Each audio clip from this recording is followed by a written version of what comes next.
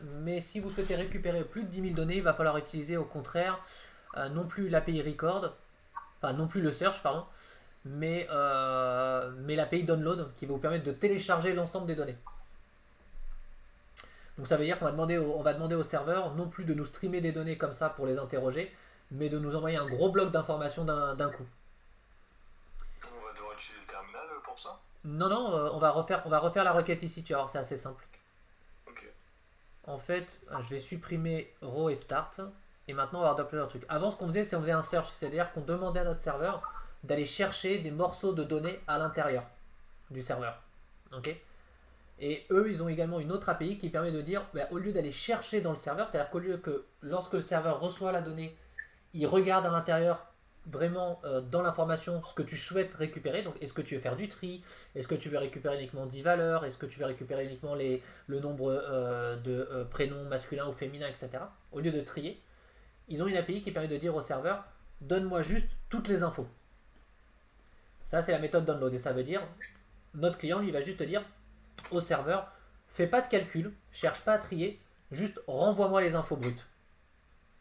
J'avais une question par rapport au lien. Est-ce que c'est possible de rentrer un lien et qui a rien à voir avec une API, par exemple un site comme Wikipédia, et de retranscrire une requête qui met par exemple télécharger toutes les images de ce site? Oui, c'est ce qu'on appelle du scrapping. C'est ce qu'on appelle du scrapping de données. Alors maintenant, il y a beaucoup de protections qui empêchent ça, mais pendant longtemps, ça a été une grande mode de scraper les données sur Internet. Maintenant, il y a certains sites qui l'empêchent, mais oui, ça existe. Je pourrais vous montrer comment on peut scraper les données. Avec une utilité pas frauduleuse. Oui, bah, de toute façon, il y a plein d'utilités à droite à gauche. Après, le problème de la fraude, après, c'est que le scrapping est de plus en plus interdit à cause du problème de droit d'auteur, on va dire. Parce qu'il y avait plein de sites, par exemple, qui, quand t'arrivais, faisaient une requête sur un autre site, scrapaient les données et te réaffichaient l'information. Ah ouais. Par exemple, des sites de presse, il y en avait beaucoup qui faisaient ça. Qui s'emmerdaient pas pour, au lieu de rédiger un article, ils allaient sur tel site ou tel site ou tel site, puis ils scrapaient les données. Ok. Et puis après, vu qu'ils vendent de l'espace publicitaire, bah, du coup, ils se faisaient de l'argent avec des articles qui étaient écrits par d'autres. Mais ça, je pourrais vous le montrer en effet. Donc nous, on va changer la requête. Avant, on faisait un search, ici. Ok, c'est pour ça qu'on avait une question. Maintenant, on va faire un download. Donc je vais créer une nouvelle variable que je vais appeler download. Voilà. Et ça, c'est donc tout simplement, c'est ce qui a marqué ici sur l'API download. Je vais voir le menu. Hop là, download, voilà. Mais ça veut dire qu'on va devoir interroger le serveur qui est notre ordi en fait. Non, non, non, là le serveur c'est pas ton ordi, le serveur c'est celui de Paris là que t'interroges. Ah, oui, on utilise l'API pour interroger. Oui, ok. Voilà. Ok. Là on dit juste au serveur de Paris de nous renvoyer les informations pour qu'on les télécharge. Ok, ok. Voilà. Du coup, on n'a plus besoin de cette partie-là, si je me trompe pas. J'ai plus besoin de ça, de search. On a juste besoin du dataset. Donc on va garder ça, on va garder la question, c'est-à-dire, on va mettre ça ici, plus, et on va mettre un slash. Donc j'ai plus besoin de la question ici. Donc je mets ici le download, c'est ce qui est indiqué là, c'est je veux télécharger la donnée. De quel dataset? Ben, on garde le dataset ID. Et par contre, ce qui nous indique également, c'est que vous avez beaucoup de paramètres. Hein. Vous avez à peu près les mêmes paramètres qu'on avait sur le record, enfin sur le search, à savoir on peut avoir du filtre de distance, de polygone, vous pouvez aussi avoir des facettes. Si on veut rajouter des facettes, on peut les ajouter également. On peut faire du refine, on peut faire quand même pas mal de choses. Et nous, par contre, ce qui va nous intéresser surtout, c'est le format, parce qu'il est capable de nous renvoyer par défaut du CSV. Or, nous, ce qu'on veut, c'est du JSON.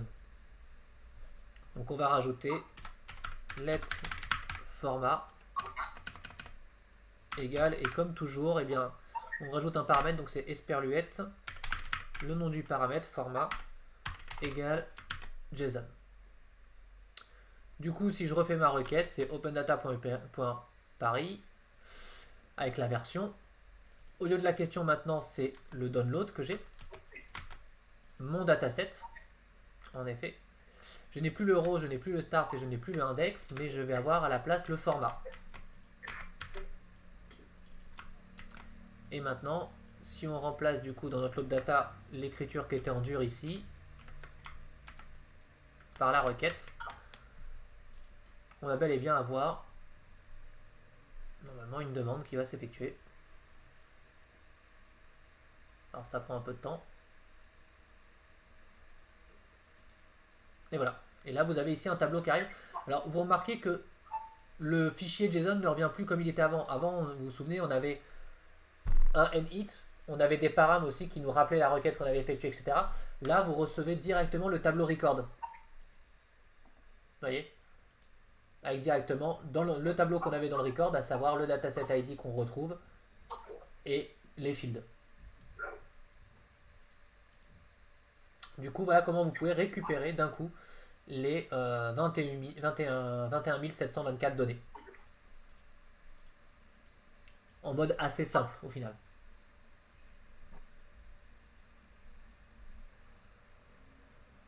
Est-ce que c'est clair pour vous? Ouais, bah du coup là c'est juste quelques lignes quoi en fait. Ouais, c'est ça, on change juste la méthode.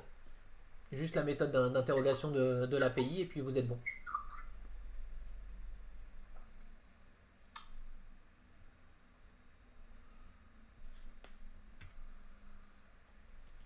Ok, alors ça je vais le pusher déjà sur le, comme j'ai fait la modif, je vais le pusher sur le Git, comme ça vous pouvez le récupérer tout de suite. Pour ceux qui travaillent avec des données qui sont plus grandes que 10 000. Et je vous invite un peu à explorer avec ça en essayant de rajouter des facettes. On peut essayer d'ailleurs, hein, nous on avait ici des facettes. Sexe par exemple je crois. C'était une des facettes. Hop, envoyer. Ouais c'est ça, les facettes ils sont bons.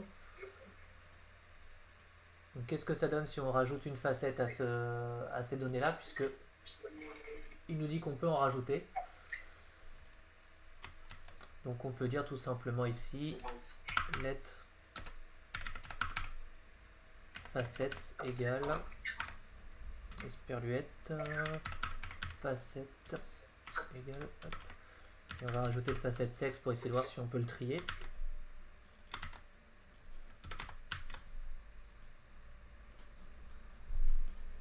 Alors dans ce cas-là, ça peut être intéressant aussi d'avoir sur votre site, tant que vous n'avez pas reçu les données, d'être capable d'afficher loading ou une information qui nous permet de savoir un peu ce qu'on va avoir.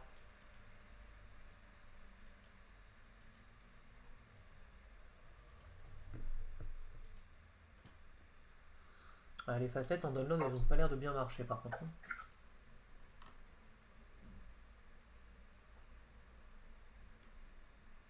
Il me renvoie qu'un tableau complet. Mais ouais, faut un peu explorer un peu ce qu'il nous propose comme méthode.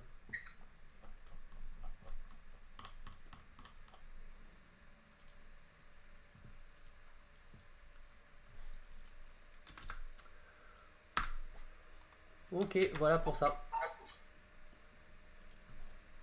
Alors, XD, il est où? On va pousser ça.